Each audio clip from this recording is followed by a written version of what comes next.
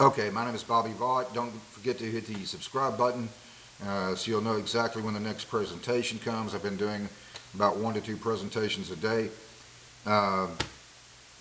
In case you're interested, I'll put a link to, I've been doing a series, everything you need to know to understand investing, up to 14 lessons now. I just did number 14 just about 2 days ago, I think.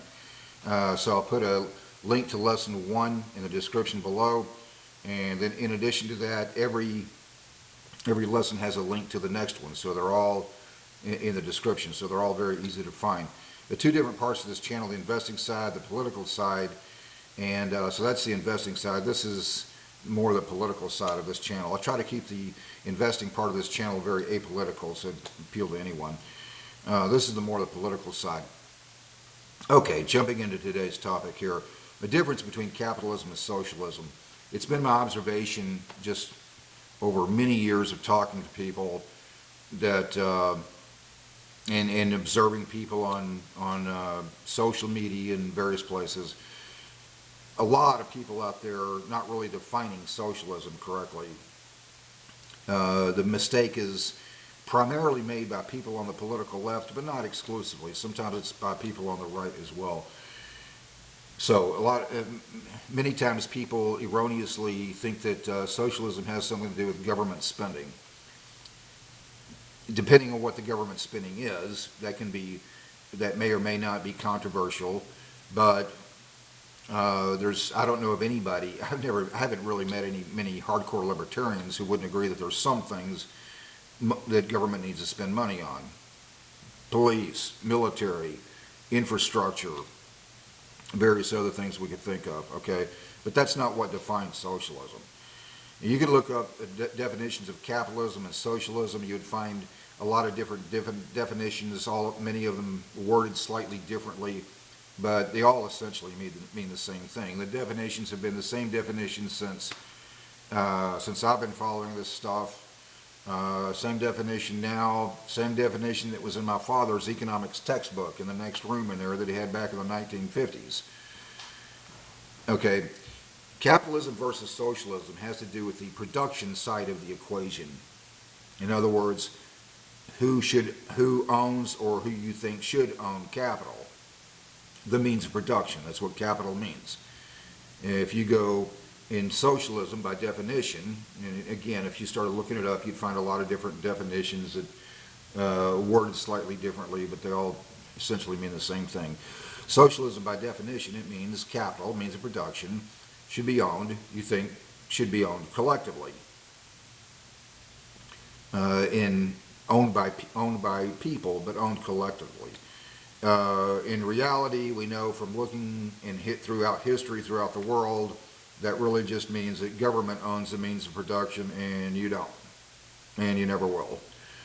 And socialism basically comes down to, I kind of jokingly, I like to joke with them sometimes, but it's a joke that's true.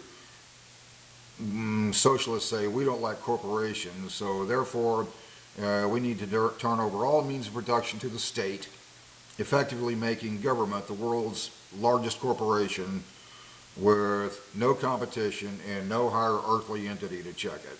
Okay, capitalism, the reason capitalism has brought more people out of poverty than any other economic system in the history of the world is because by definition it means that you, the little guy, can be an owner of capital.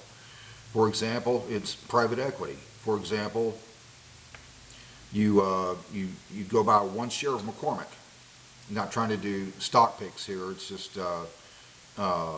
just an example. So you go buy 1 share of McCormick, you are an owner of capital. The stock market isn't the only way the stock market is not the only way to participate in capitalism, but it is one way. Very important to make a distinction, however, when we're talking about investing, when we say in economics, there's, that's private equity, okay? In investing, when you hear people say public equity, they don't mean, when they're talking in the investing world, in that aspect, they don't mean that government owns the means of production. By public equity, they mean publicly traded company. In other words, stock market, as opposed to a small business that's not publicly traded, or any size business that's not publicly traded. And for our purposes here today, when we say private equity, that means an individual can own it, whether it be a small business, a private equity business, or a publicly traded company. Okay, so that's the difference between capitalism and socialism.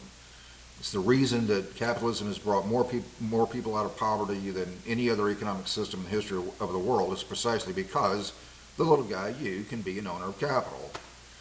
Okay, it has the difference between capitalism and socialism has nothing to do with government spending. It has to do with who owns, or who you think should own, the means of production, capital. Okay, so I'm going to keep this rather short today.